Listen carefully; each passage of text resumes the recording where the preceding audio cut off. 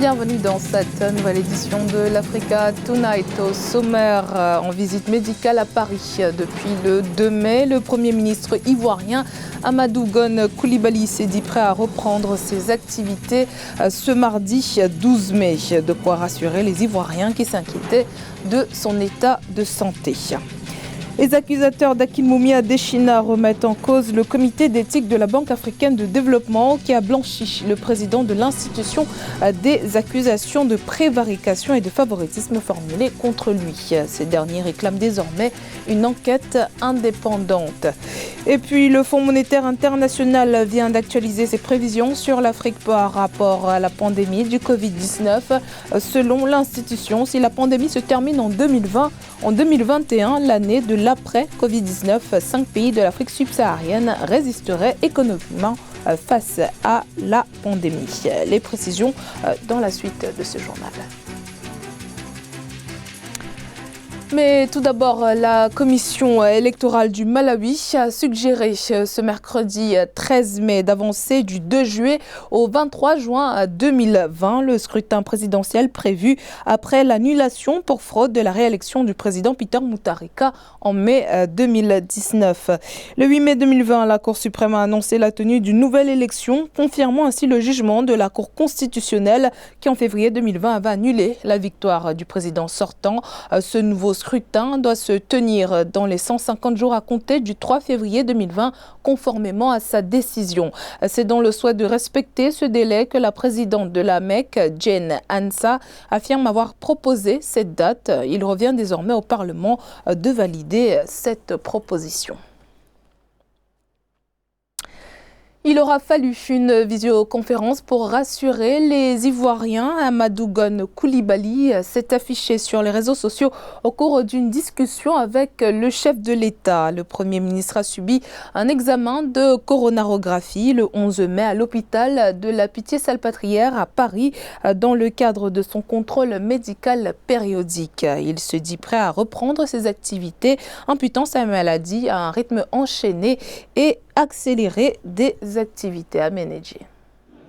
Sur les 300 milliards de francs CFA, soit 456,8 millions d'euros, annoncés le 31 mars dernier par le Premier ministre ivoirien Amadou Gon Coulibaly en soutien à l'agriculture, 50 milliards de francs CFA lui auraient déjà été octroyés. Une annonce faite au cours de la deuxième adresse à la nation du président Alassane Ouattara dans le cadre de la gestion de la crise du Covid-19. Au total, tout secteur économique confondu, ce sont 190 milliards de francs CFA qui ont déjà été décaissés pour le compte des différents mécanismes de soutien au titre du plan de soutien économique, social et humanitaire. Un décaissement qui va à l'endroit des fonds de solidarité, des fonds de soutien aux grandes entreprises, du fonds d'appui au secteur informel et celui agricole. Des instructions fermes ont été données en ce sens pour une gestion transparente des fonds, conformément aux standards internationaux.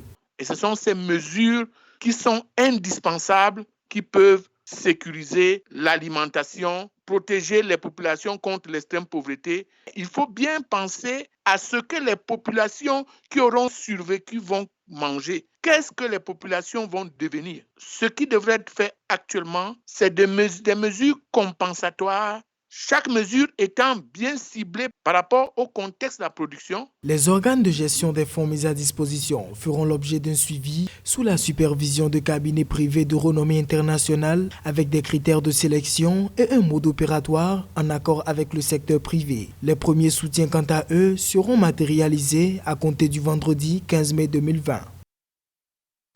L'affaire de corruption dans laquelle est soupçonné le président de la BAD, Akin Moumi Adesina, continue de faire couler beaucoup d'encre.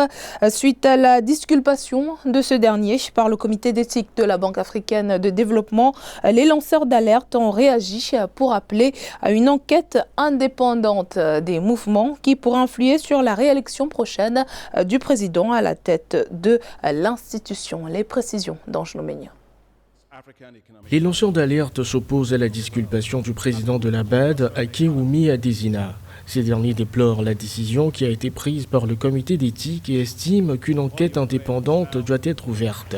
Le 19 janvier 2020, ce groupe d'employeurs a lancé un rapport dans lequel il condamne le président de la BAD pour des faits liés à la corruption. On est à quelques encablures d'une élection, donc visiblement il est le seul candidat pour l'instant. On est dans le jeu de la politique, de la diffamation. Le problème, c'est que jusqu'à preuve du contraire, les lanceurs d'alerte, semble-t-il, n'ont pas apporté des preuves irréfutables. En tout cas, on leur reproche de ne pas avoir apporté des preuves. Vous savez, c'est l'éternel problème. C'est pas parce qu'on dit que on vous soupçonne d'avoir fait quelque chose que vous l'avez fait. Le comité d'éthique de la BAD avait demandé aux lanceurs d'alerte d'apporter des preuves pour justifier les accusations.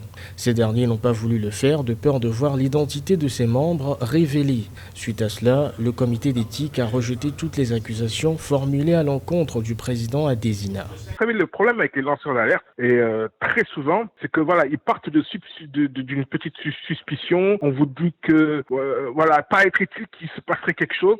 Donc, il faut faire une enquête. Et automatiquement, on jette l'opprobre sur la personne. Et je pense que ce n'est pas cela.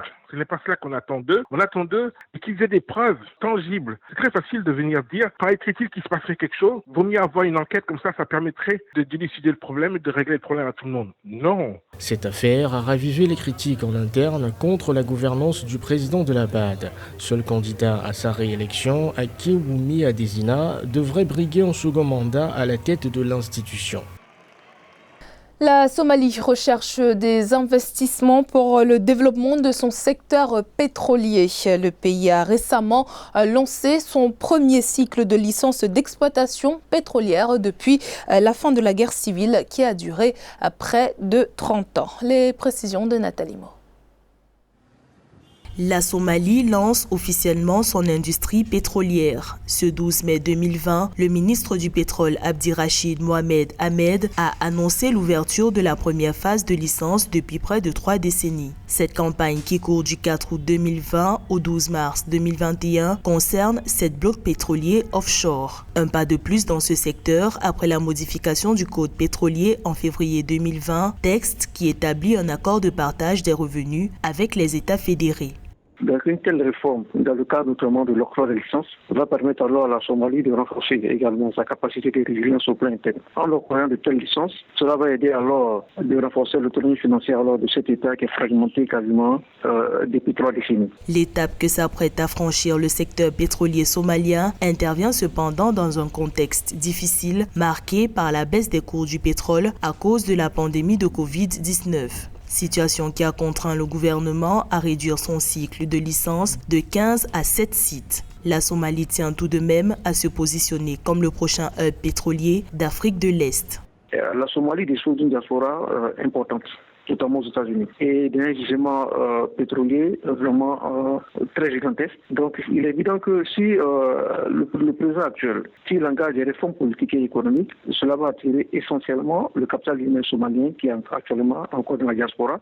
L'octroi de telles licences doit être forcément sécurisé si la Somalie veut continuer à attirer les investisseurs dans ce domaine. L'exploration en Somalie a commencé dans les années 1950. Cependant, le début de la guerre civile a stoppé les activités offshore et onshore. Avec la reprise des activités pétrolières, les entreprises détentrices de licences dans le pays avant 1991 réclament désormais les droits hérités de leurs concessions.